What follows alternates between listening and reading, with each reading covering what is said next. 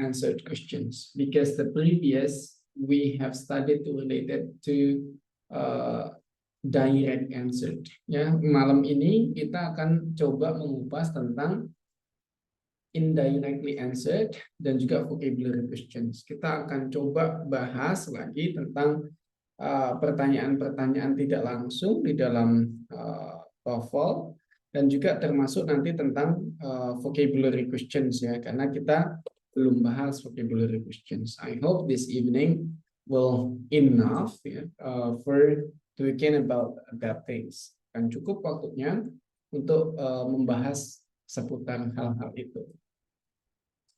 Oke, kita akan coba mulai dari yang simple things. Teman-teman, kemarin kita bahas ya in our previous meeting, kita bahaskan tentang kalau di reading itu konsep pertamanya yang akan kita kenali adalah tentang apa yang namanya main ideas atau ide pokok. Nah, di dalam ide pokok itu kita sering ditanya tentang what is the topic, what is the title. Rata-rata jawaban tentang ide pokok seperti ini bisa kita cari kan di baris awal dalam paragraf ataupun dalam bacaannya. Nah, terus kemudian kita juga kemarin ngomongin tentang directly answered questions atau pertanyaan-pertanyaan yang bisa kita jawab secara langsung. Nah, pertanyaan tentang tentang directly answered ini juga mirip sebenarnya, bisa kita jawab di dalam bacaan, tapi bedanya di dalam indirectly. Iya, moment ini belum tak share ya. Kita sambil ACC yang join dulu.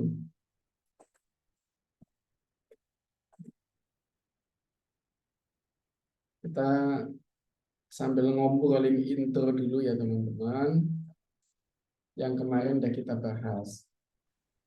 Nah, yang kemarin kita bahas kan tentang bagaimana cara menjawab pertanyaan-pertanyaan tidak langsung dan juga bagaimana cara menjawab pertanyaan tentang ide pokok atau tentang judul bacaan. Lalu malam ini apa yang kita akan bahas gitu? Malam ini kita akan bahas yang namanya indirectly answered questions. Apa itu indirectly answered questions? Apa itu pertanyaan tidak langsung? Pertanyaan tidak langsung di dalam TOEFL itu maksudnya adalah pertanyaan-pertanyaan yang jawabannya itu tidak secara langsung bisa kita temukan di dalam bacaan. So how to answer adalah to conclude it, to think, to rely on the passage deeper. Lalu bagaimana untuk menjawab pertanyaan-pertanyaan tipikal ini gitu ya? Pertanyaan tipikal ini baru bisa kita jawab ketika ya, yang pertama adalah ketika kita bisa memaknai bacaan itu dan mengintegrasikan atau menyesuaikan dengan instruksi yang diberikan di dalam bacaan. As examples gitu ya. Kita bahas topik yang pertama di sini adalah tentang skills number 6. Answer implied detailed questions correctly. Kita memahami implifikasi sebuah bacaan. Implifikasi itu seperti apa? Contohnya seperti ini. Kita ditanya tentang which of the following is probably not a Hawaiian word. Kita ditanya mana dari teks bacaan ini yang bukan merupakan Hawaiian word atau bahasa Hawaii, kosakata Hawaii. Tentu kita tidak tahu karena kita tidak berbahasa Hawaii. Dan di dalam teks bacaan itu tidak ada the list of those gitu ya. Kita nggak ada list dari bacaan atau kosakata Hawaii-nya. Lalu yang ada apa? Yang ada adalah petunjuknya. To find what is a Hawaiian word. Nah, karena kita mulai dengan pertanyaan Hawaiian word, maka kita bisa searching dari depan, karena di depan ada the Hawaiian word, gitu ya. Ada kosakata the Hawaiian. Sehingga kita tinggal baca aja. The Hawaiian language is a melodious language in which all words are derived from an alphabet of only 12 letters. The 5 vowels A, E, I, O, U, and the 7 consonants H, K, L, M, N, P, and W. Berarti kita tahu dari instruksi yang pertama bahwa bahasa Hawaii itu adalah bahasa yang berirama. Terdiri dari 5 vowel atau 5 huruf hidup A, I, U, E, O dan juga 7 huruf mati yaitu H, K, L, M, N, dan P. Lalu aturannya apa? Aturannya adalah each syllables in the language ends in a vowel. Setiap silabelnya, ya setiap penggalan katanya itu berakhiran dalam huruf hidup. Oke, satu. Harus berakhiran dalam huruf hidup. Good. Yang kedua, and two consonants never appear together. Dan yang kedua adalah dua huruf mati tidak boleh bertemu secara langsung. So, vowels have a much higher frequency in the Hawaiian language that they do in English. Nah, berarti di dalam bahasa Hawaii ini huruf hidup lebih banyak digunakan daripada huruf di dalam Hawaiian daripada di dalam bahasa Inggris. Huruf hidup di dalam bahasa Hawaii ini lebih banyak daripada huruf hidup di bahasa Inggris begitu. Kalau di bahasa Inggris kan bahkan kosakata dengan huruf mati bertemu 3 itu juga memungkinkan gitu ya. Sekarang kita cek. Kategori yang pertama, its syllables ends in vowel. Semua kosakatanya berakhiran di huruf hidup. Kita cek. Mahalo akhiran O, mahimah yawalanya I, Meklea berakhiran A, Moana berakhiran A juga. Berarti satu kategori pertama semuanya adalah Hawaiian word. Kalau dengan rumus yang pertama atau aturan yang pertama semuanya benar. Lalu aturan yang kedua, two consonant never appear together. Ada Meklea, ada K ketemu L. Artinya dua konsonan bertemu. Berarti ini bukan Hawaiian word. Sehingga jawaban ini yang benar. Begitu ya. That a thing. Begitu cara mengerjakan implications. Teman-teman harus masuk ke dalam teks bacaannya, dipahami. Cara memasukkan cara menemukannya adalah lihat di dalam pertanyaan, nanti akan ada keywordnya. Teman-teman tinggal pilih keyword itu di bagian mana yang akan teman-teman baca gitu, harus baca di bagian mana. That the first things ya. Itu yang pertama. Lalu kita lanjut ke dalam pembahasan yang kedua tentang indirectly answered questions. Nah, indirectly questions itu juga kita akan berperan tentang answer transition questions correctly. Kita perlu menjawab pertanyaan tentang transisi. What is transitions? Apa itu transisi? Transisi adalah how the next or the before or the preceding or following paragraphs. Jadi kita harus menebak paragraf preceding atau following, paragraf sebelumnya atau following, paragraf setelahnya. Bayangkan kalau kita disuruh menebak di sini. Paragraf sebelum ini apa ya? Ya nggak tahu lah kan gitu. Orang nggak ditulis mana aku tahu kan gitu. Atau di sini paragraf setelah ini apa? Ya mana aku tahu. Aku nggak ngerti kan karena nggak tertulis di sini. Tapi ada triknya. Triknya adalah if it's preceding, kalau pertanyaannya adalah tentang preceding, artinya paragraf sebelumnya, maka tinggal dibaca intro dari paragraf tersebut. Contoh, ini ditanya preceding this paragraph, maka kita tinggal lihat. Intronya adalah another myth of the oceans, ya, concerns Davy Jones. Dia ngomongin bahwa mitos yang lain seputar lautan. Oke, berarti sebelumnya adalah juga ngomongin mitos tentang lautan karena dia ngomong mitos lainnya. Tentu sebelumnya ngomongin mitos-mitos lautan juga. So the answer is C. Maka jawabannya adalah C. A different traditional story from the sea. Traditional story is a myth. Ya, traditional myth. Story itu sama dengan myth. Sementara The sea sama dengan ocean. Begini jawabannya. Nah, kita hanya fokus pada intronya. I remind you again that the first sentence of the paragraph is very crucial to understand. Jadi aku ingatin ke teman-teman semua bahwa bagian awal dalam setiap paragraf itu penting banget untuk dipahami karena itu bisa menjawab satu ide pokok, dua transitions, ya kan? Tiga organizations of the ideas yang sebelumnya kita bahas. Jadi jangan sepelekan awal dari setiap paragraf itu. Oke, that text. Lalu yang kedua, bagaimana kalau pertanyaannya itu adalah tentang the following. Contoh ini, the following of the passage. Nah, kalau yang ditanyakan adalah following of the passage, tentu sebaliknya. Kita tinggal membaca bagian akhir dalam paragraf yang ditanyakan. Paragraf terakhirnya tentu ya. Contoh di sini. The paragraph following this passage most likely contains information on what. Nah, kita tinggal baca kalimat terakhirnya. Di sini kita bisa baca bahwa the principal writers and narrator of the program was Carl Sagan, a noted astronomer and Pulitzer prize-winning authors. Ini saya sambil admit teman-teman yang baru masuk ya. Nah, kita lihat di sini ada bahwa the principal writers and narrator of the program was Carl Sagan. A noted, siapa Carl Sagan itu? Carl Sagan adalah a noted astronomers and Pulitzer prize-winning author. Sehingga tentu the next-nya akan ngomongin tentang siapa? Tentang one and only, tentang Carl Sagan.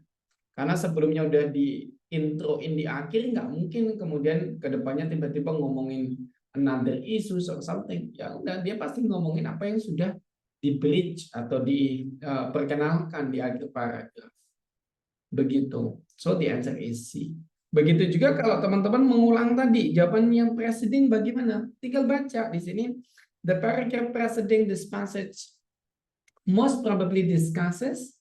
Kita baca di awal. Di sini disebutin another program instrumental in the popularizations of science was Cosmos. Oh, berarti kita ngomongin program instrumental on science. Sehingga sebelumnya juga pasti ngomongin a science program on televisions. Ya, ini series sama ya dengan televisions program gitu. Kita tinggal lihat a different scientific television series. Carl Sagan Scientific Achievement, the Pulitzer Prize won by Carl Sagan, Public Televisions. Ya, yang benar adalah A. A different scientific television series, science-nya diganti dengan scientific ya. Scientific.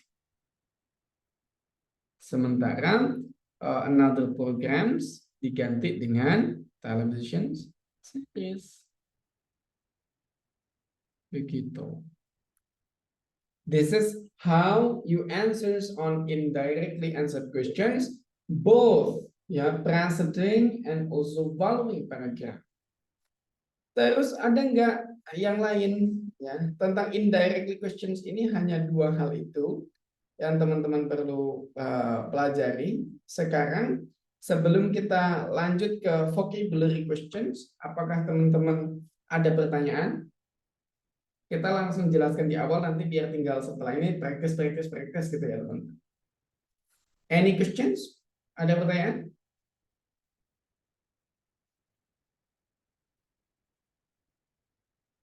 Yang tanya dapat sepeda udah. Apa ya yang belum ya? Selain sepeda ya mungkin dapat kartu Indonesia internet. Oke, kalau belum ada yang tanya, it's okay.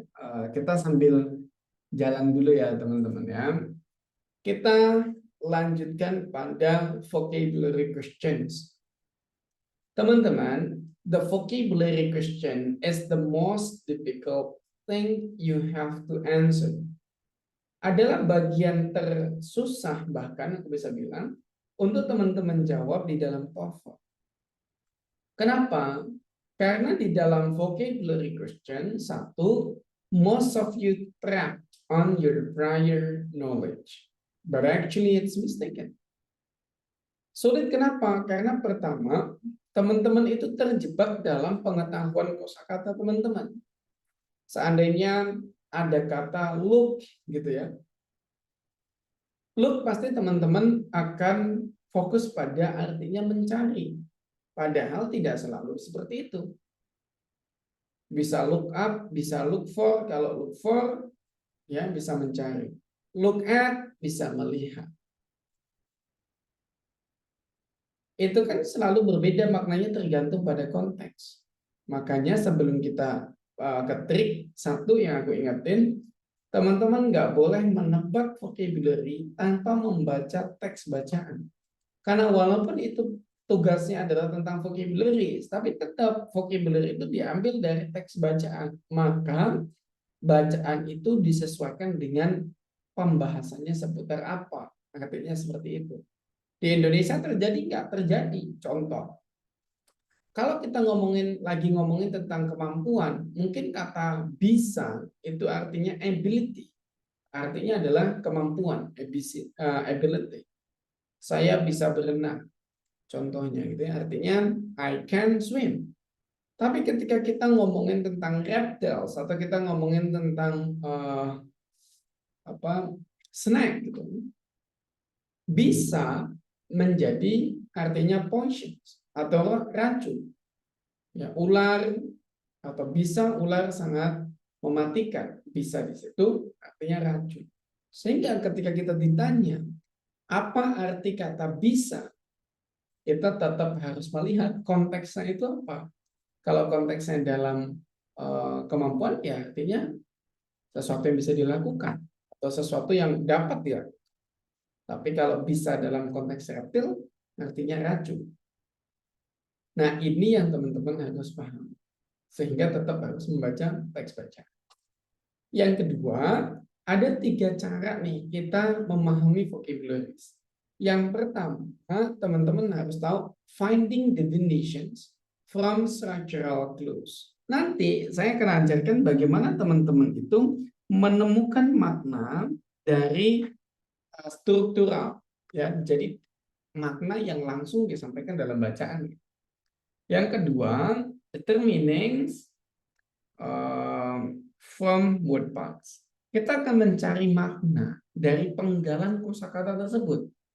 Atau the next, using context clues to determine the meanings. Kita mencari makna dari konteks bacaannya. Kita mulai dari yang satu dulu. Definitions from structural clues. Kita harus mencari definisi itu, yang pertama adalah dari strukturalnya. Contoh, gitu ya, kita kasih contoh dulu. Di sini ada contoh behaviorisms in line to a psychologist is concerned with. Ya.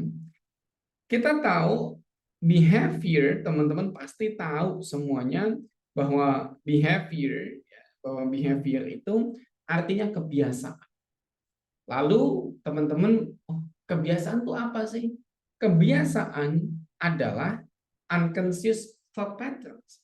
Kalau secara definisi, ya, kebiasaan itu adalah unconscious thought patterns atau cara kerja otak yang sudah tidak perlu dengan fully 100% sadar, sudah bisa melakukan. Contoh, kita kebiasaan makan. Untuk makan, kita tidak perlu harus mikir, wah mulutnya dibuka dulu, tangannya diangkat, dan sebagainya. Enggak. Karena kita udah terbiasa menjadi unconscious. Sehingga mungkin saja teman-teman akan menjawab B kalau tidak melihat ada koneksi. Tapi kalau begini jawabannya akan menjadi salah. Lalu yang benar bagaimana? Kita tetap lihat pada bacaannya. Di sini disebutkan behaviorism. Langsung dia jelaskan secara struktur, tuh langsung dijelaskan. Kalau di dalam penyusunannya dia akan seperti ini. Nah, kayak gini, ada stripnya langsung. Oke. Behaviorism. Apa itu behaviorism? the belief that the role of psychologists is to study behavior, which is observable. Sehingga kita dari membaca itu lalu menjawab bahwa concern-nya pada behaviorism itu malah berkebalikan dengan makna kata behavior itself. Sehingga maknanya yang benar adalah dia concern dengan observable actions. Begitu. Ya. Jadi teman-teman tidak langsung mendefinisikan hanya dari katanya saja, tapi tetap perlu membaca teks bacaannya. Itu ketika kita mencari definisi dari sebuah kosakata. Lanjut kita mencari definisi kosakata dengan hal lain. Apa hal lain yang dimaksud? Adalah determines meaning from word parts. Kita mencari makna dari sebuah kosakata dari penggalan kata tersebut. Contoh, kata vividly. Kata vividly ini teman-teman, I do believe maybe 50% of this audiences, we don't know what is the meaning of vividly. Kita nggak tahu apa itu vividly. Apa lontong atau apa, artinya kita nggak tahu. Nah, lalu bagaimana? Kita harus menentukan, kita bisa menggunakan clue dari penggalan kosakatanya. Apa itu penggalannya yang dimaksud? Penggalannya itu ada beberapa. Yang pertama, apabila dalam kosakata tersebut mengandung bagian sini dulu ya. Apabila dia mengandung kata kontra, maka artinya against, artinya melawan. Contohnya contrast.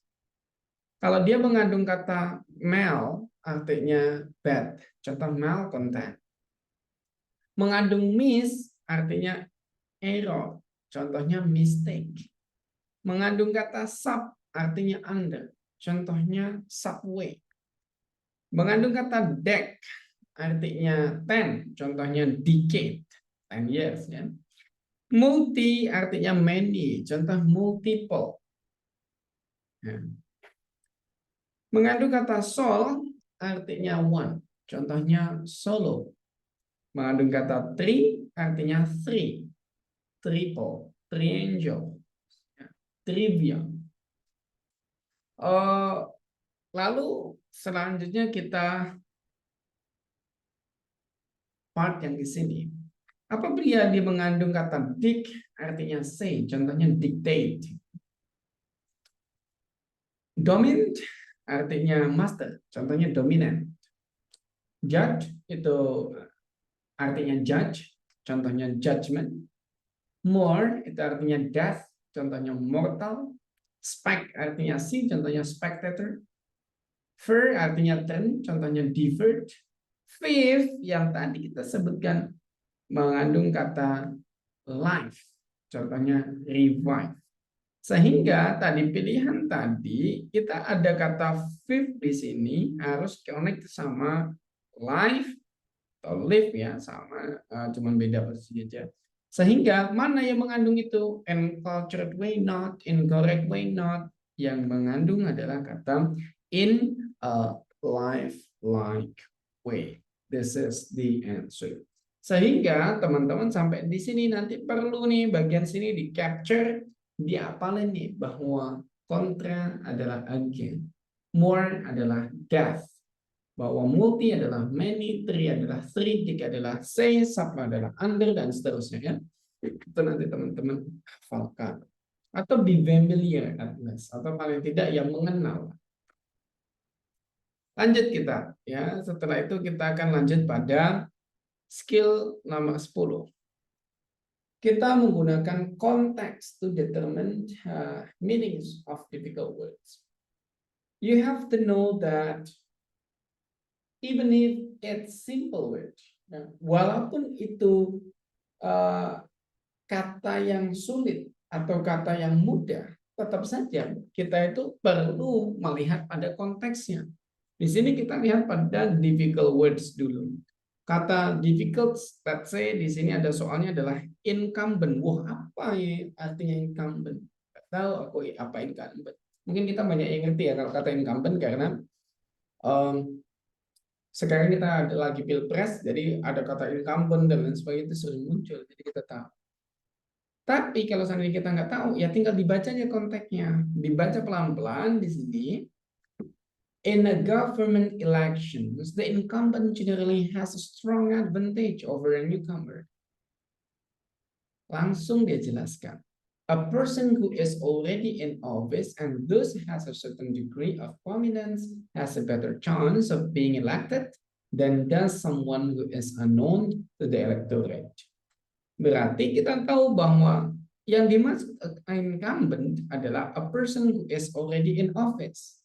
Sehingga incumbent itu walaupun ngomongin politik tapi bukan a special type of elections, bukan juga political party, bukan juga beneficial command, but incumbent is a current office holder.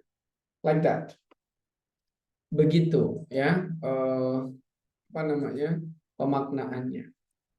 Lalu bagaimana kalau yang dicari itu maknanya simple word aja loh. Cuman kosakata yang simple, perlu nggak nih kita cari maknanya di dalam teks bacaan? Ya perlu. Contoh di sini.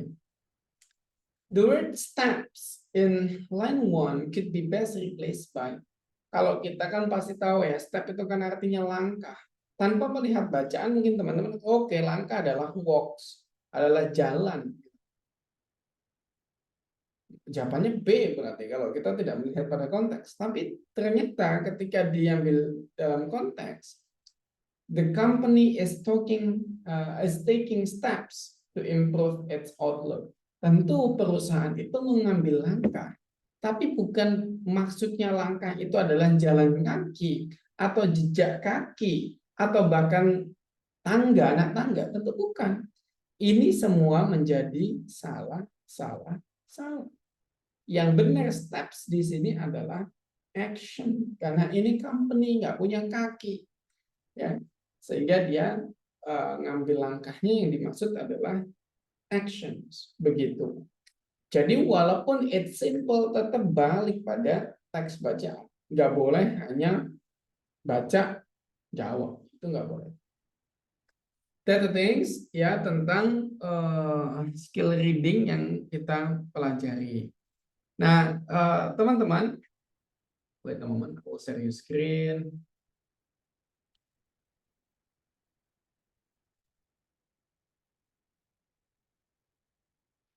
Nah, reading ini selain recordnya, teman-teman, oh serius, oke, teman-teman ya.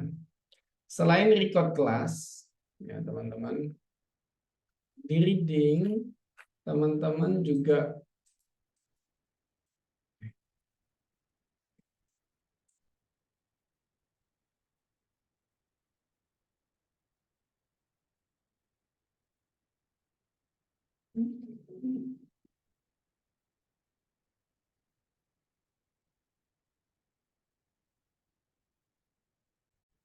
nah, selain record kelas, reading ini kita juga punya materinya yang saya buat juga di sini. Mungkin beberapa dari teman-teman udah something gitu ya. Tapi saya buat penjelasan di sini tentang reading. Idea questions. Jadi kayak gini nanti penjelasannya. Nanti setelah itu juga ada soalnya. Teman-teman nanti tinggal bahas plus pembahasannya. Nah ini if you haven't bought this, kalau teman-teman belum beli, gitu ya, teman-teman bisa tak kasih secara gratis. Nanti teman-teman tinggal info ke saya kalau teman-teman pengen mendapatkan material itu. Tapi nanti I give you requirements, we have to make it take and give ya. Kita harus take and give. Nanti teman-teman bantu aku untuk nulis review di Google Business English Web. Nanti di screenshot kirim ke aku. Nanti aku bisa kasih ke akses untuk kelas TOEFL reading untuk teman-teman semua. Lalu kalau yang udah beli gimana gitu ya? Kalau yang udah beli, nanti teman-teman ada opsi, teman-teman boleh pilih kelas yang lain di learning package. Jadi di learning package ini ada kelas banyak ini, teman-teman nanti tinggal pilih apa saja boleh teman-teman pilih salah satu, nanti info ke saya sambil share screen capture screen-nya dari review teman-teman terkait dengan kelasku ya, bagaimana kelasku berjalan. Nanti linknya aku kirim di grup, nanti teman-teman tak kasih akses kelasnya secara gratis. Begitu. Nah, begitu saja infonya. Lanjut kita akan bahas exercise-nya teman-teman dari dua materi yang tadi kita bahas. Karena this evening is our uh, last day for studying related to TOEFL, Mastery on Reading Sections. Ya. Ini kelas terakhir kita membahas tentang reading. Nah, kita akan mulai membahas tentang skill practice, terus kemudian di reading. Reading ini kita akan mulai dari indirectly answered questions. Ini akan berisi dari skill 1 sampai skill 10 yang tadi kita bahasnya. Mengandung itu semua. Teman-teman, silakan persiapkan diri. Ada 5 pertanyaan. There are 5 questions. Nanti akan kita preview dulu seperti biasa. Silakan lihat pertanyaannya dulu, jangan lihat bacaannya. Just to know where you have to read. Oke, satu, silakan baca questions-nya only.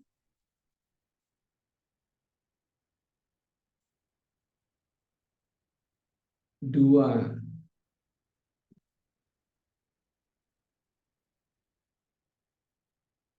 tiga,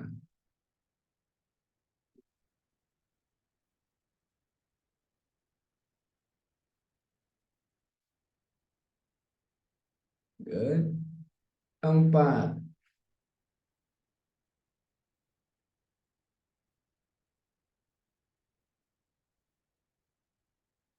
lima.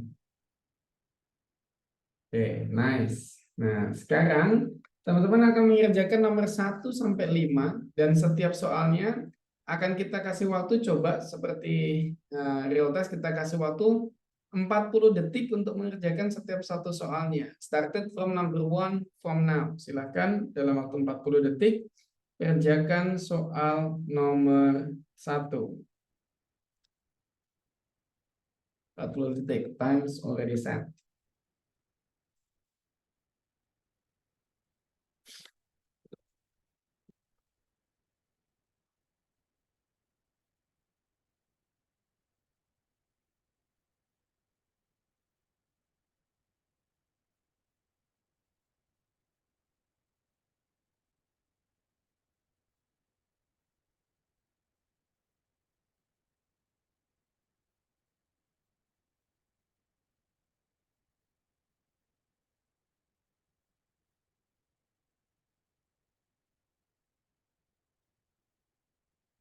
Time is up. It's number 2.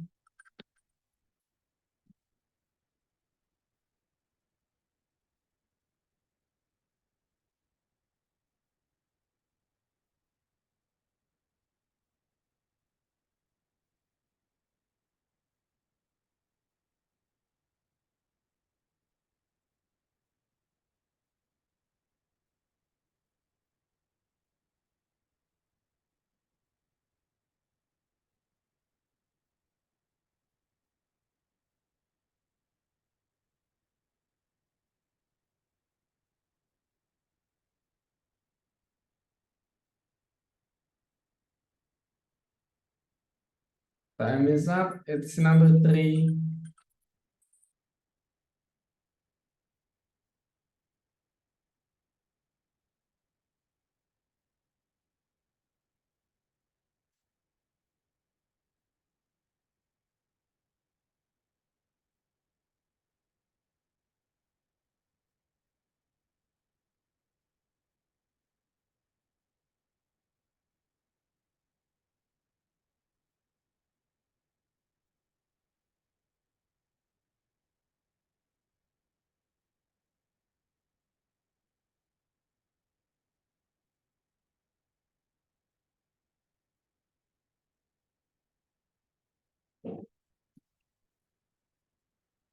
Time is up. It's number 4.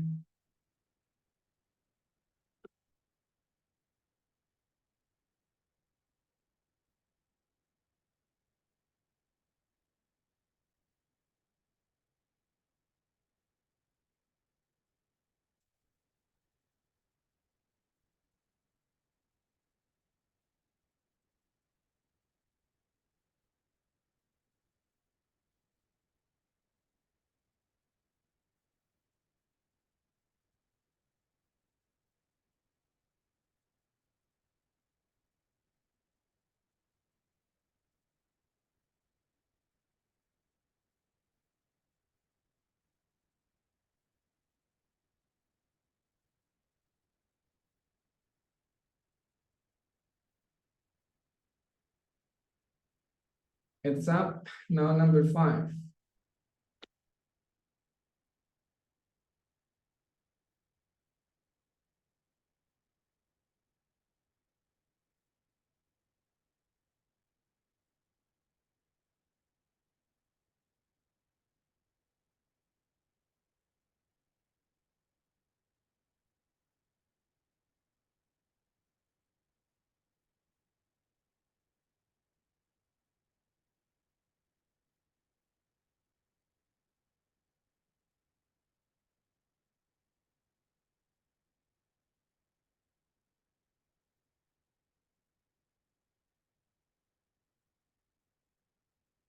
Time is up.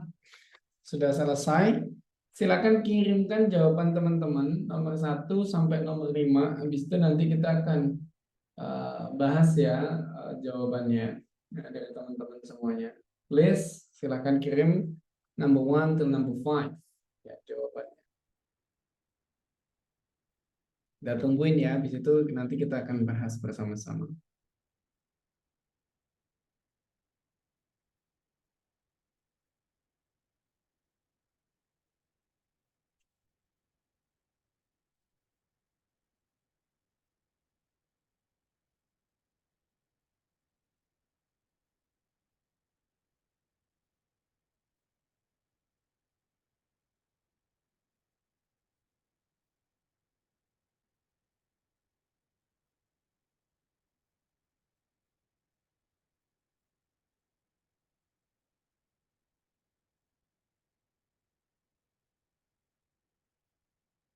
Ya, kita tunggu teman-teman.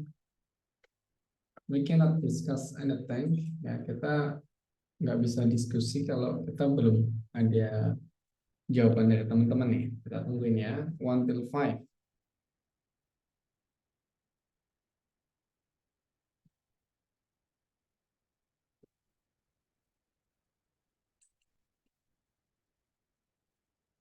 Oke, pilihan jawabannya ya dari nomor 1. Silakan number 1. Pilih dulu.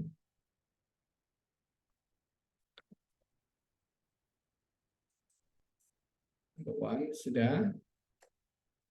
Number 2.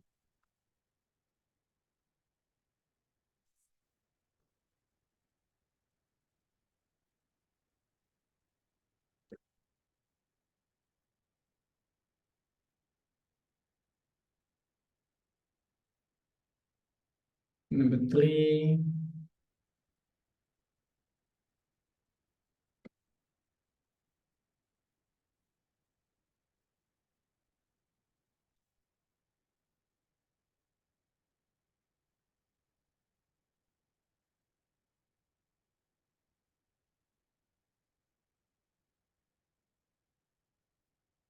Number 4.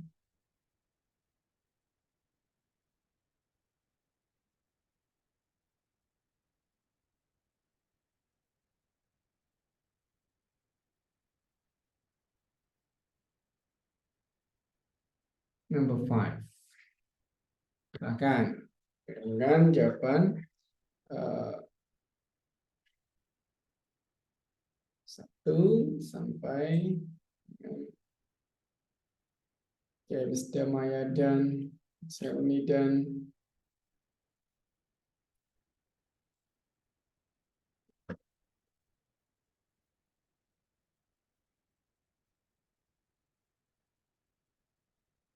Oke, Miss Lestari, kita tunggu lainnya.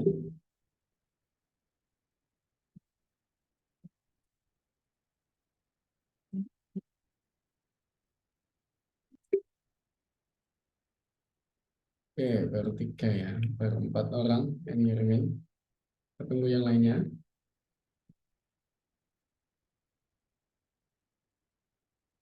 Sambil nunggu kita coba let's talk to Miss Damaya. Number 1. What is your answer?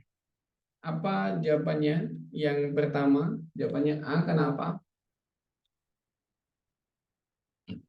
Halo Miss Damaya.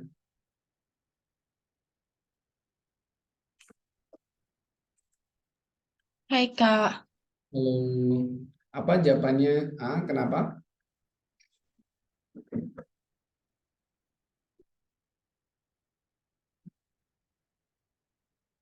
Buat karena di sentence pertamanya itu bahas terkait land-nya, jadi aku mikirnya tadi tentang dari mana dia berasal sebelumnya. Salah ya Kak? Oke, kita cek dulu. Cek this. Nah, dia kan bilang the next animal is the hippopotamus. Dia bilang begini, binatang selanjutnya adalah hippopotamus, kuda Nil. Berarti sebelumnya ngomongin apa? Hewan lain ya Kak harusnya. Yang sih ya Kak. Iya, korek. Yang benar adalah si binatang lain selain the hippopotamus. Begitu. Jadi konsepnya benar sudah menemukan di mana letaknya, that is in the next itu. Cuman pas concluding-nya kurang ya, kurang pas. Gitu. Pokoknya fokus aja pada katanya. Kalau dia the next animal berarti sebelumnya another animal. Kayak gitu. Thank you ya Damaya ya for answering number 1. Kita lanjut. Help me for number 2. It can be inferred from the passage that the rhinoceros is. Your answer is D. Why? Kenapa? Eh, di paragraf pertama disebut kalau rhinoceros itu adalah dua dari apa? Dua hewan terbesar kedua Mhm. setelah gajah. Ya enggak sih? Okay. Cap. It is the third largest land animal and is smaller than only the elephants and rhinoceros. Oke, kita cek ya, apakah jawabannya D benar? Kita cek. Nice, betul. Nah, kan dia bilang bahwa hippopotamus itu the third largest, yang tergede ketiga. While it's only smaller than only elephants and rhinoceros. Hanya lebih kecil daripada apa namanya? Gajah dan badak. Berarti badak adalah one of the two largest types of animals. Salah satu dari uh, binatang terbesar. Satu di antara dua binatang terbesar di dunia begitu. Nice, good ya, thank you Mas Helmi buat jawabannya. Kita lanjut the next to Miss Lestari, number 3. Your answer is A. Kenapa tuh? Halo Miss Lestari. Masih belum bisa connect dengan mic-nya ya? Oke, it's okay. Kita coba bandingin dulu dengan nomor itu yang jawabannya sama itu dengan Mr. Anggiat. Mr. Anggiat, why did you answer A?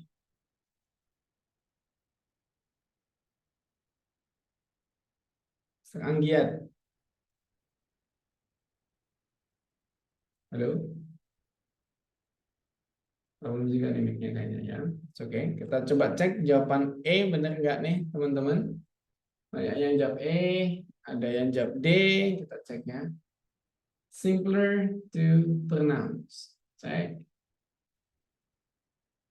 Nice. Nah, ini ada juga yang jawab D ya. Kenapa salah gitu ya? Kita lihat di sini dia sebutin bahwa the long name of this animal is often shortened to easier to handle terms. Nah, dia memang bilang ada kata easier, tapi adalah to handle terms. Untuk terms itu kan terminologi ya, atau istilah atau nama gitu. Untuk lebih mudah menyebut namanya menjadi hippo.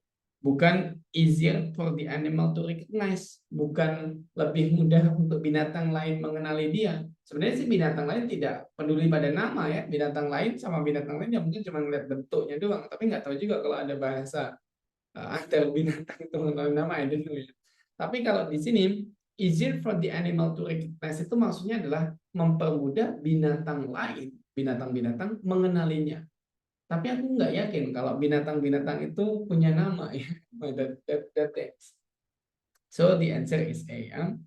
Walaupun kata si easier di sini diganti menjadi simpler. Tidak sama dengan kata easier itu. Ada namanya paraphrasing. Nice, good. Kita lanjut ke Mr. Yosef. Mas Yosef ini nomor 4. What is your answer?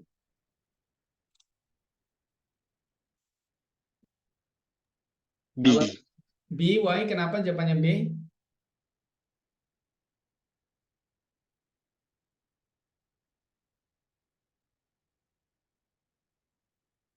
Kenapa Mas Yosef?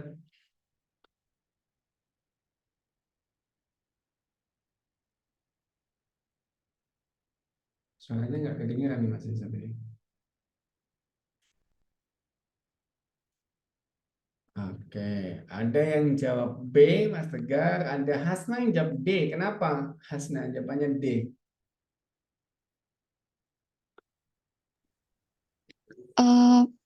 Sebentar, saya lupa tadi jawabnya karena kalau yang paragraf kedua itu yang bawah, the hippo commonly remains underwater for 3 to 5 minutes itu, tapi kan bisa up for half an hour before coming up for air, berarti bisa setengah sampai 1 jam. Iya nggak ya? Nggak tahu. Oke, kita cek ya. Apakah jawaban B atau D? Kita mulai dari jawaban B dulu. B dengan Mas Tegar, jawabannya betul. Loh, kenapa kok jawaban D? Jawabannya Hasna itu D. Kenapa salah? Pertama, pertanyaannya adalah would probably not. Nggak mungkin atau nggak bisa untuk ngapain? Kalau jawaban A, walk on the bottom of the river. Di sini disebutin bahwa the hippo has natural affinity for the water. It does not float on the top of the water, instead it can easily walk. Berarti dia gampang jalan gitu ya, di bawah air. The hippo commonly remains underwater for the 3 to 5 minutes. Umumnya dia itu ada di bawah air dari 3 sampai 5 menit. Berarti dia spend 5 minutes kan gampang. Jalan di bawah air juga gampang. Okay. And has been known to stay under for up to half an hour. Dan beberapa diketahui untuk stay under ini di bawah air maksudnya up to half an hour. Half itu setengah, an hour itu artinya setengah jam, gitu ya. That's a thing. Ya, jadi hippo itu bisa berjalan setengah jam sehingga dia nggak bisa stay underwater for an hour, nggak bisa full 1 jam, cuma bisa setengah doang. Begitu. That's why the answer B benar. Gitu ya. Oke, kita lanjut yang ke-5. Ya, pertanyaan yang ke-5. Next talk to apa lagi ya? Yang udah Mas Anggit ini nggak ada suaranya, kita back lagi tuh. Miss Damaya, why your answer number 5 is A? Kenapa jawabannya A? Sorry, Sir. Apakah udah ada, Sir? Oke, sudah. Mas Anggiat, please. Ya. Nomor 5.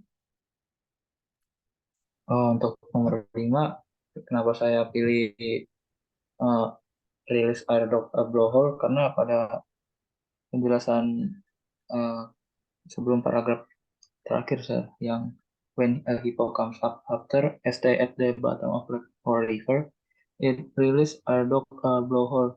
Di situ dikasih keterangan just like a whale. Di situ yang merujuk pada pertanyaan.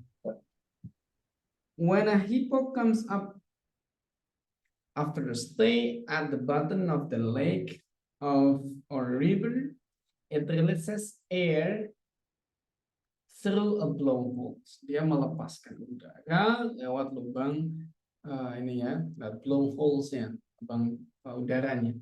Let's we check apakah jawaban Mr. Anggiat ini ya, Mr. Anggiat ini dengan A benar. Cek.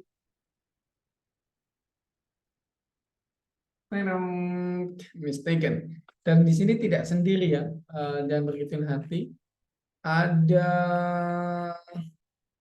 Damaya, ada Mas Lestari, ada Mas Yosef. Salah jawabannya, but it's okay. Kita coba bandingin dengan Wisdom, Damaya juga sama ternyata. Mas Helmi jawabannya B, kenapa?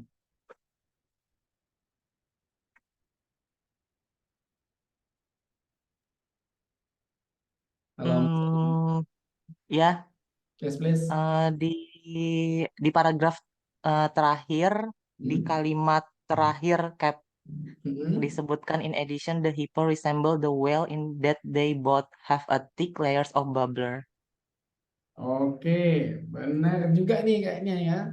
Kita cek have a thick layer. Teng teng. Kenapa kok dua-duanya salah? Karena nggak mungkin di dalam satu jawaban tuh ada dua jawaban. Yang ini tadi benar, ada faktanya. When a hippo comes up after stay at the bottom of lake or river, it release air through blowhole, just like a whale. Tapi release air through blowhole benar. Have a thick layer of blubber juga ada. In addition, the hippo resembles the whale in that they both have thick layers of blubber. Berarti ini benar juga. Yang salah apa? Yang salah teman-teman memahami pertanyaannya. Pertanyaan adalah a whale would be least likely. Kalau least itu adalah kemungkinan kecil. Artinya kemungkinan kecil. Kemungkinan kecilnya apa? They are almost completely hairless. Berarti dia nggak mungkin grow hair for protection. Tidak mungkin dia menumbuhkan rambut untuk perlindungan. Gimana mau ditumbuhin orang rambutnya hampir nggak ada. Begitu ya. Jadi hati-hati. Least likely artinya kemungkinan kecil. Most likely artinya kemungkinan besar. Begitu ya. Jadi that's the difference. Hati-hati, less likely and most likely. Begitu. Nah, ini contoh case teman-teman ketika mengerjakan soal tentang indirectly answered questions. Harus hati-hati pada saat membaca teks bacaannya. Lalu bagaimana kalau pertanyaannya seputar vocabularies gitu ya?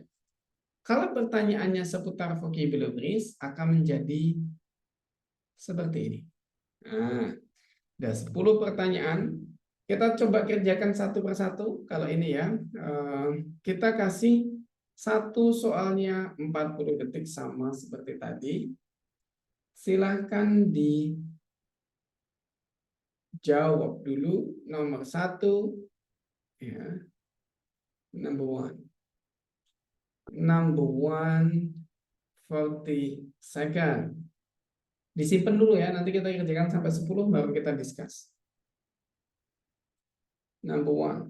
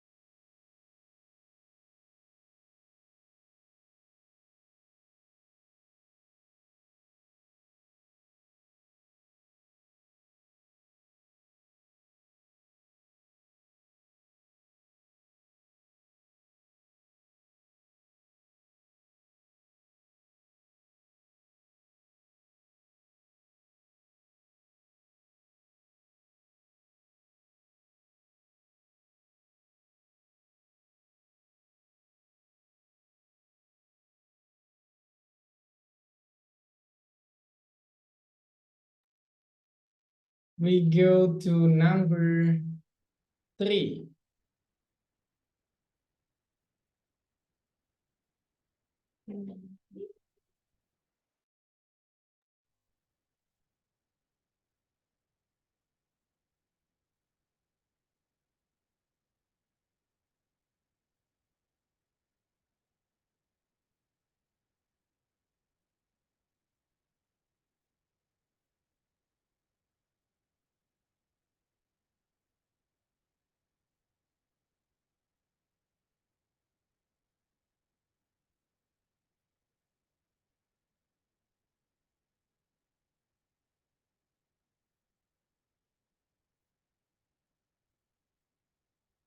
Number 4.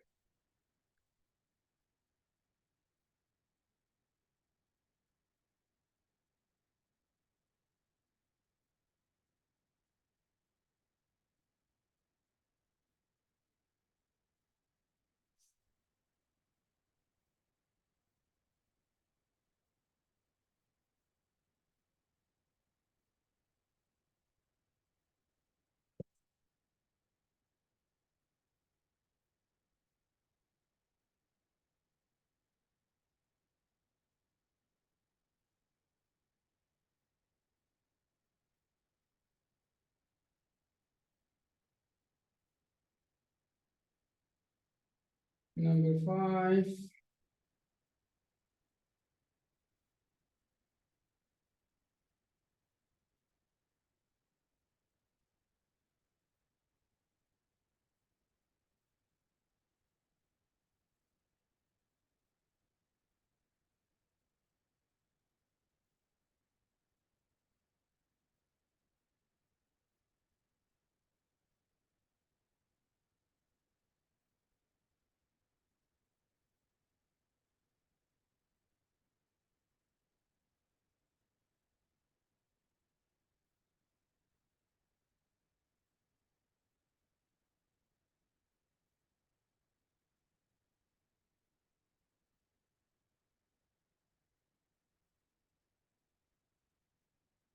Number 6.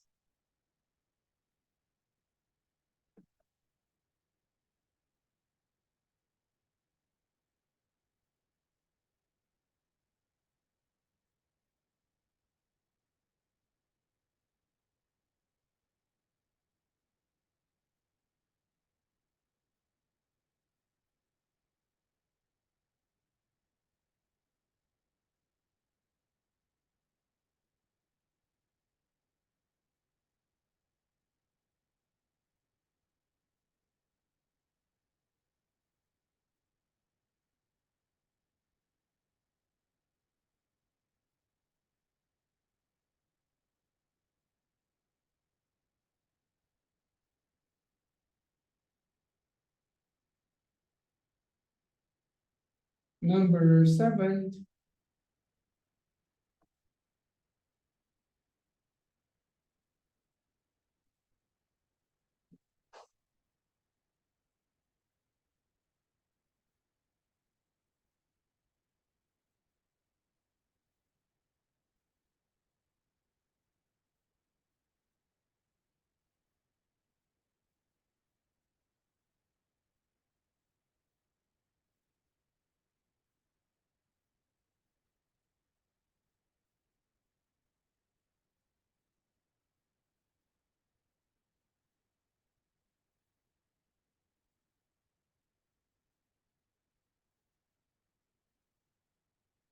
Number 8.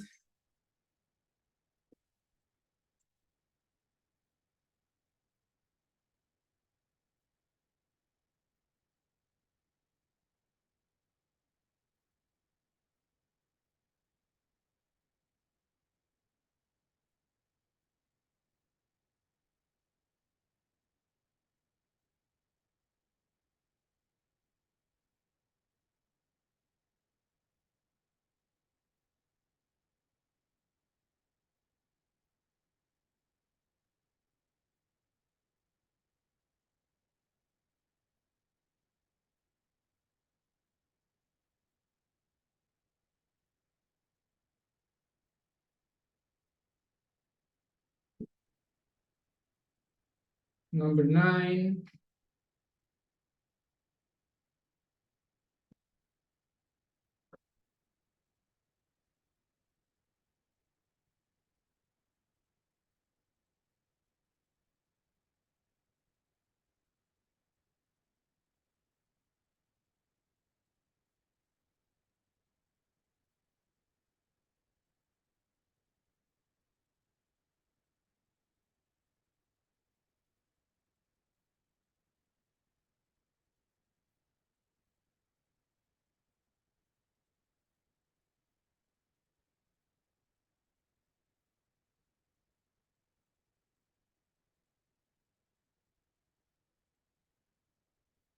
Number 10.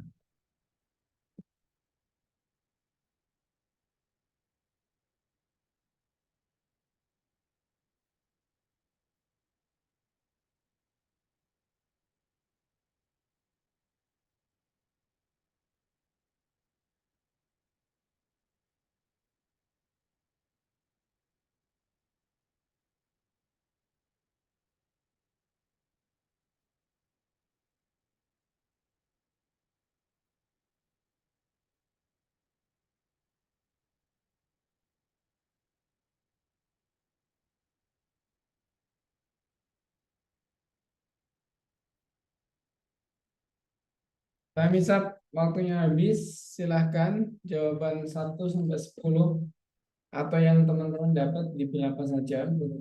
Kan nanti kita bahas bersama-sama ya. 1 sampai 10.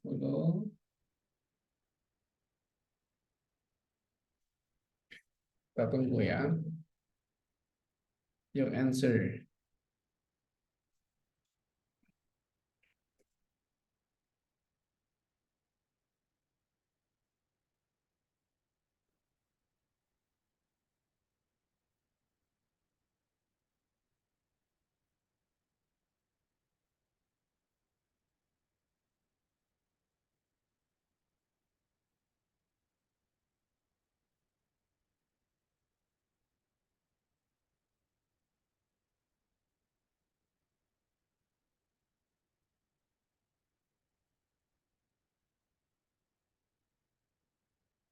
Let's go, kita tungguin. Sudah ada satu yang jawab. Pilihan nomor 2. Oke, this one.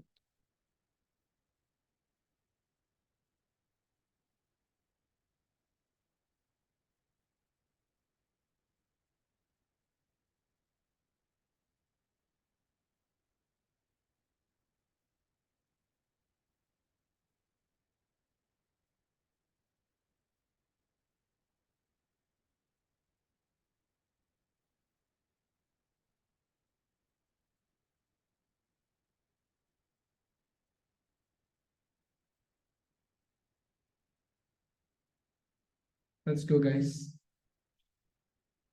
1 till 10.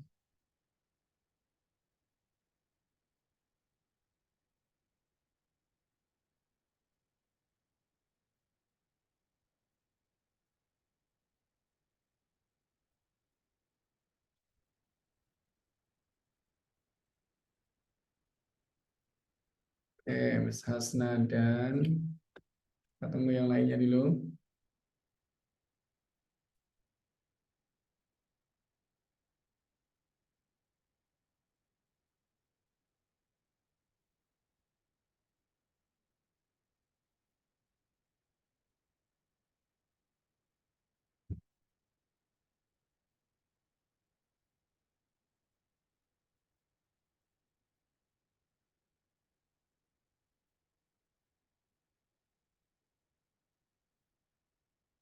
Yuk, yang lainnya.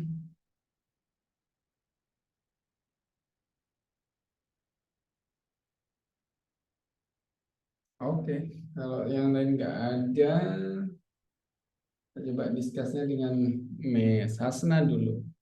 Miss Hasna, I'm so sorry because of nobody sent this one to you. Jadi kita diskusinya nanti banyak dengan Miss Hasna dan mungkin juga kita tanya-tanya teman yang lain ya.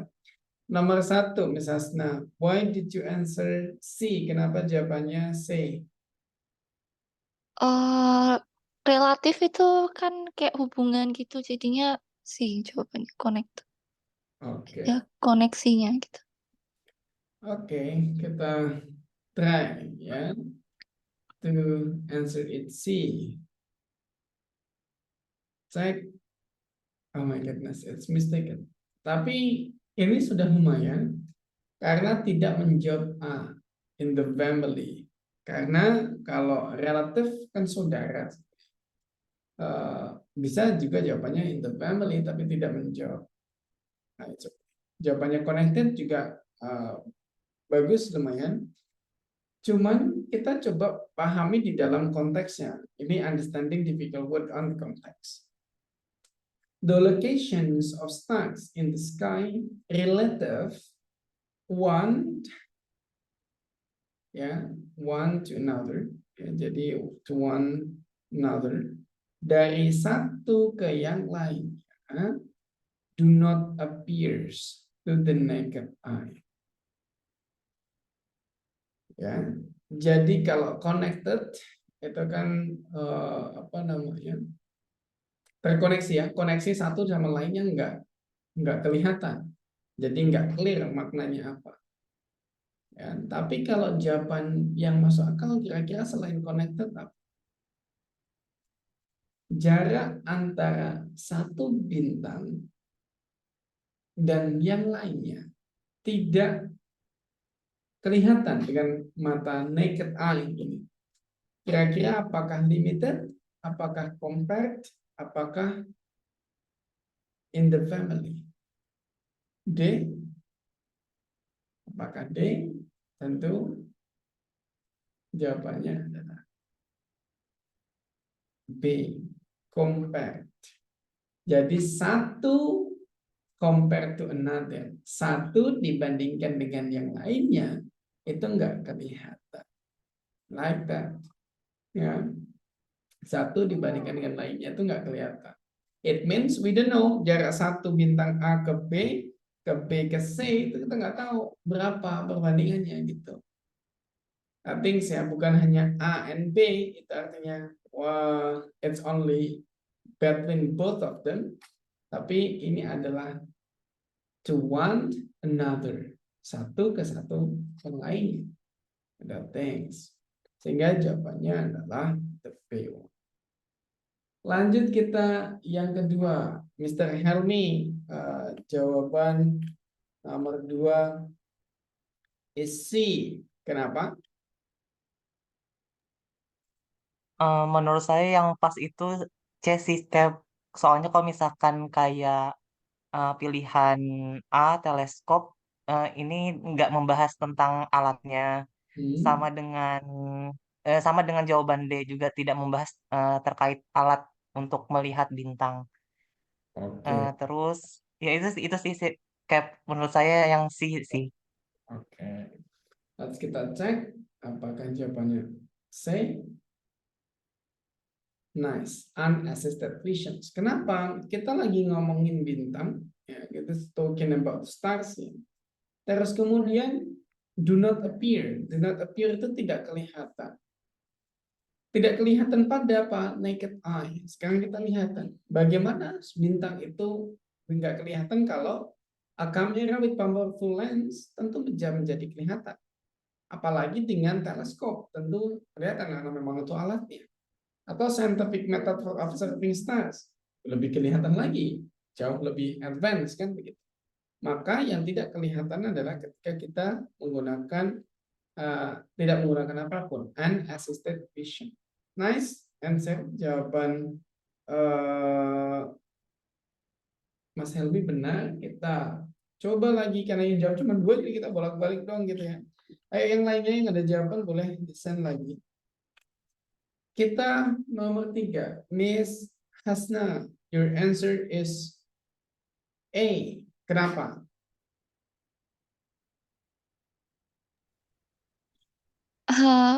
Saya bingung sih. Tapi kalau fixed kan apa ya kayak Membenarkan. membenarkan ya. Jadi saya jawabnya A. Tapi di dalam aturan jadi Itu yang harus paling kita hindari kan, yang tadi kita Iya. jelaskan bahwa tidak boleh kosakata maknanya apa langsung kita hajar gitu. No, it's mistaken. Coba kita bandingin ke Mas Helmi, jawabannya C, kenapa? Jawabannya D, Cap. Oh, D, kenapa? Eh, yang dimaksud dalam paragraf ini fix ini semacam posisi yang tetap gitu. Jadi menurut saya untuk pilihan A, B, C itu maknanya itu seperti berubah gitu loh. Repair itu memperbaiki. Jadi itu maknanya kayak berubah. Mobile tuh bergerak juga, artinya tuh macam berubah juga. Changing juga, maknanya juga berubah. Menurut saya sih yang pas D. Oke, let's C, jawabannya D. Nice. Nah, kenapa jawaban D benar? Kita telah dari awal bahwa lokasi dari bintang-bintang satu dan yang lainnya itu nggak kelihatan dengan mata telanjang atau tidak menggunakan alat. Lalu karena ini bintang sering diklaim atau sering dikira fixed in a position. Nah, kalau jaraknya nggak kelihatan, dia itu kan menjadi kelihatannya nggak bergerak, tetap gitu ya. Makanya fixed in positions. Nah, kalau kita ngomongin mobile bergerak, berarti kita bisa lihat dong jaraknya. Oh, dia tadi dari sini bergerak ke sana. Tapi berlawanan dengan kalimat-kalimat yang sebelumnya dibilang. Begitu juga dengan changing. Changing adalah berubah. Kalau dia bisa ngomong berubah, it means they can see, dia bisa melihat. Maka jawaban B dan C salah. Sementara repair ini hanya pengecoh saja dari kata fix yang harusnya kita hindari. Seperti itu ya. Nice, good answer. Kita back lagi ke Miss Hasna. Nomor 4. Unwitting.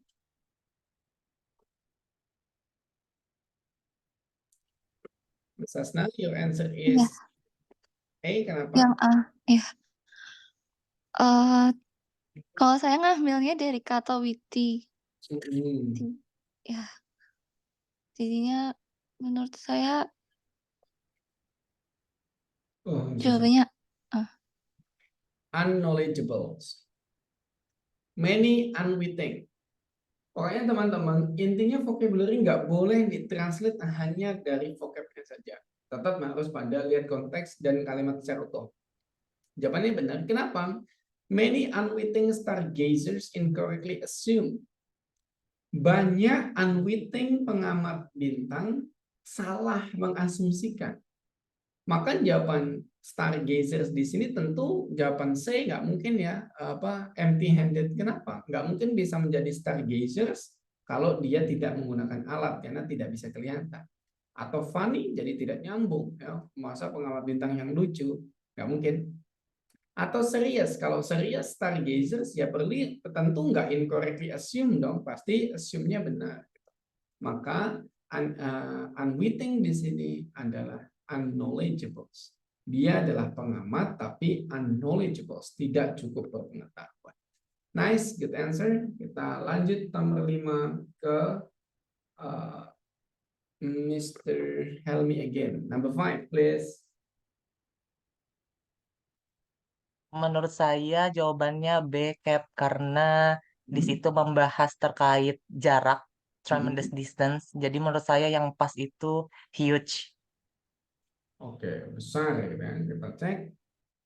Nice ya. In reality, those stars are always moving, but because of its tremendous distance between the stars themselves, and from stars to Earth, the changes are barely discernible. Walaupun bintang itu terus bergerak, tapi karena jarak yang besar, ya, antara bintang-bintang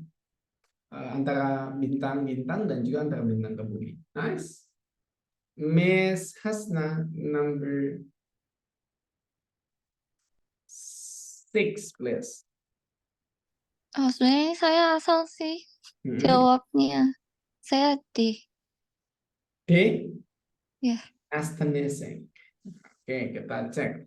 Kalau jawaban D dengan asal benar nggak ya? Oke.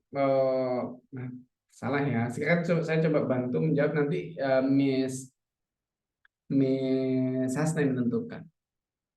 Kenyataannya, walaupun bintang-bintang ini always moving, selalu bergerak, but because of tremendous, karena jarak antara bintang itu sangat besar, dan antara bintang ke bumi itu sangat besar juga jaraknya. The change, pergerakan bintang-bintang itu are barely menjadi hampir blank blank blank here on earth, di sini, di bumi. Kira-kira apakah noticeables, persuasively, atau conceivables? Kira-kira mana? Hampir tidak persuasif, artinya juga persuasif dalam bahasa Indonesia. Noticeable, terlihat. A, B, atau C? Kira-kira Mas Hasna?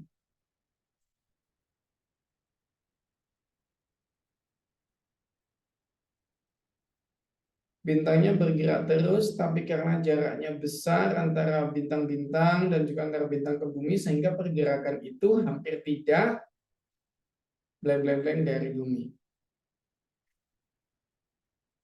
Apa Mas Hasna? Call a friend? 50-50?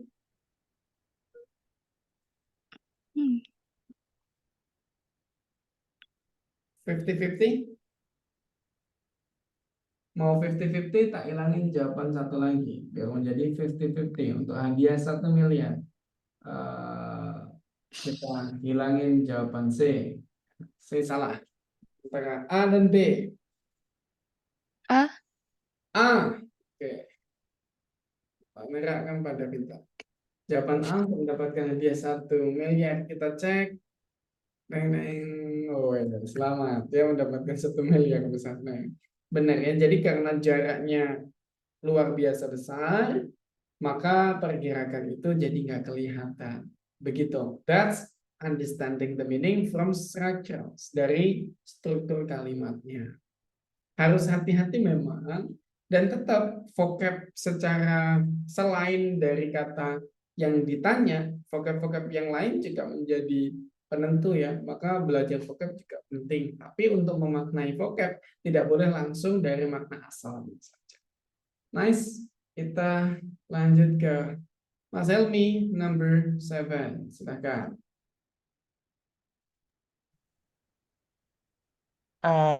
Menurut saya yang C cap the incorrect idea karena misconception itu artinya ya miskonsepsi sih, miskonsepsi. Jadi saya jawabnya C.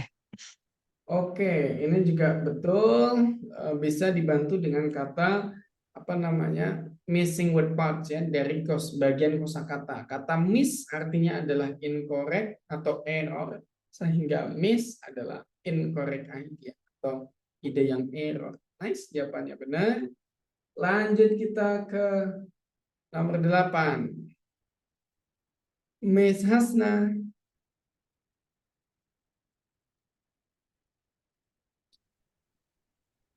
Saya jawabannya A. Tapi Tapi kayaknya salah. Tapi nggak tahu.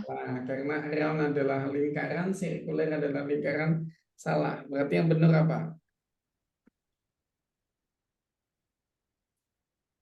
It takes around 200 years for Bernard Stacks.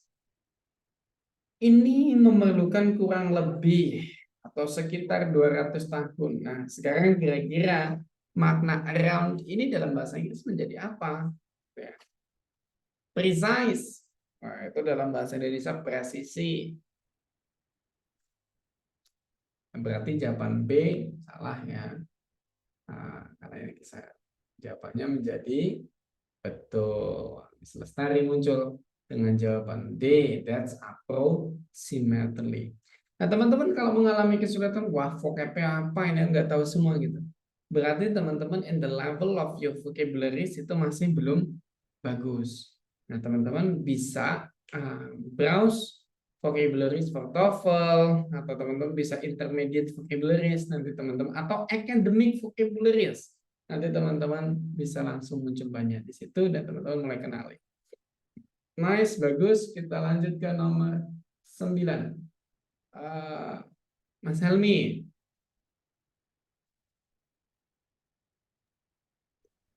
Iya, Cap. Jadi saya jawabnya D karena setelah kata Bernard Star itu ada kelanjutannya tuh a relatively rapidly moving star. Jadi menurut saya secara eksplisit disebut di dalam paragraf Cap. Oke, berarti jawabannya C. D, Cap. Oh, D. Oh, sorry. D. D. It appears to move very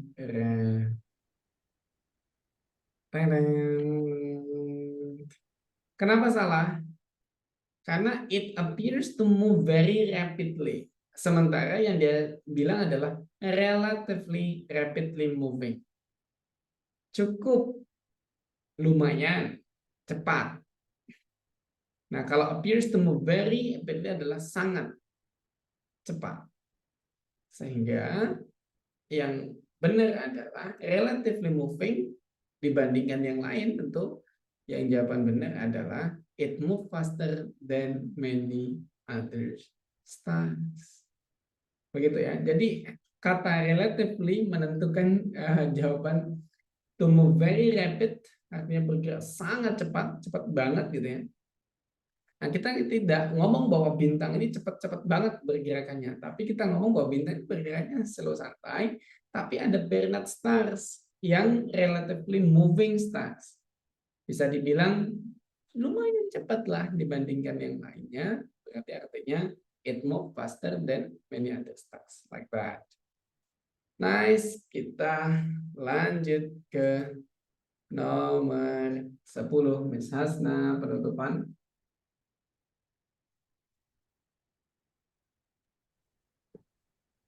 Saya jawabannya B. Kenapa B?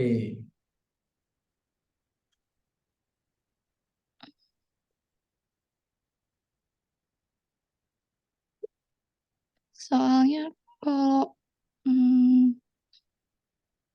gliding tuh kayaknya enggak kayak gimana ya?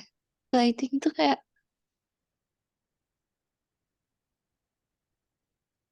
kurang cocok, gak tahu saya.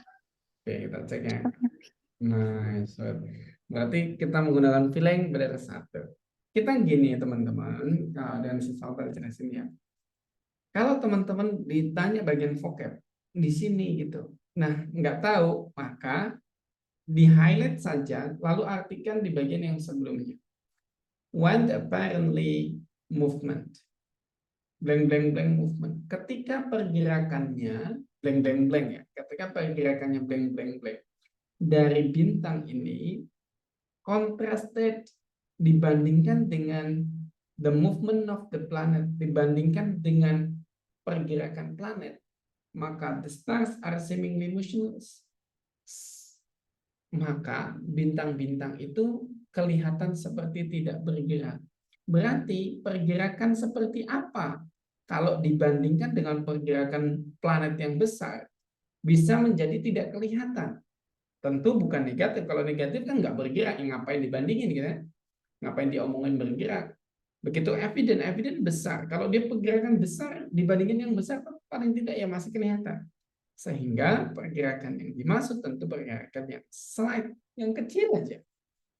Slight, tipis atau kecil. Begitu. Nah, saran saya di bagian penutup vocabularies, teman-teman nggak boleh mentranslate hanya dari yang dilihat. Yang kedua, teman-teman harus mentranslate vocabularies itu berdasarkan dengan apa yang teman-teman baca dalam konteksnya. Kalau teman-teman banyak vocab yang nggak tahu, digaris bawah yang bagian nggak tahu, terus fokus pada kalimatnya, dimaknai kalimatnya, yang bagian kosong itu, yang bagian tidak tahu itu di blank, terus kemudian kira-kira bisa tak ganti ini nggak ya, bisa tak ganti ini nggak ya, maknanya jadi masuk akal atau tidak begitu. Nah, terus kalau seandainya udah tahu, hati-hati pada full sentence yang kayak tadi. Relatively rapidly moving stars. Berarti relatif. Tidak bisa dibilang very gitu ya, baru relatif. That things. Ini yang bisa kita bahas tentang reading. Nah, nanti teman-teman kalau ada pertanyaan terkait dengan reading, tentu you might ask me. Terus kemudian yang tadi tak bilang, bahwa teman-teman untuk dapat materi yang reading tadi, kalau teman-teman belum beli, bisa dapatkan secara gratis. Nanti teman-teman tinggal chat aku, terus kemudian kirim screenshot review kelasku. What do you feel on the class, ya, apa yang dirasa ketika ngikutin kelasku. Nah, nanti setelah itu akan tak kasih akses kelasnya. I send you the link, tak kirim di grup ya, di sini untuk teman-teman yang mau review kelas, review untuk dapetin akses kelas gratis, ya, akses materi gratis. Like that, nanti kirimkan ke aku dan teman-teman langsung tak aktifkan. Terima kasih banyak. Waktunya sudah habis untuk belajar. Nah, next meeting kita akan bahas tentang listening 1. Ya, kita akan bahas tentang listening 1. Nah, terus kemudian teman-teman, di listening 1 kita akan laksanakan hari Rabu, nggak jadi Selasa, karena ternyata Selasa saya ada acara di luar. Kita akan ada kelas Rabu, Kamis, Jumat nanti ya, 3 hari berturut-turut. Waktunya sama. Terus persiapkan headset dan tempat yang nyaman untuk kelas listening ya, karena kita akan langsung mendengarkan soal-soal. Terima kasih banyak. Have a good rest. Selamat beristirahat. Kita ketemu lagi in the next meeting. Nice to know you. Have a good rest. Selamat beristirahat. Kita tutup. Assalamualaikum warahmatullahi wabarakatuh. Thank you. Bye-bye all.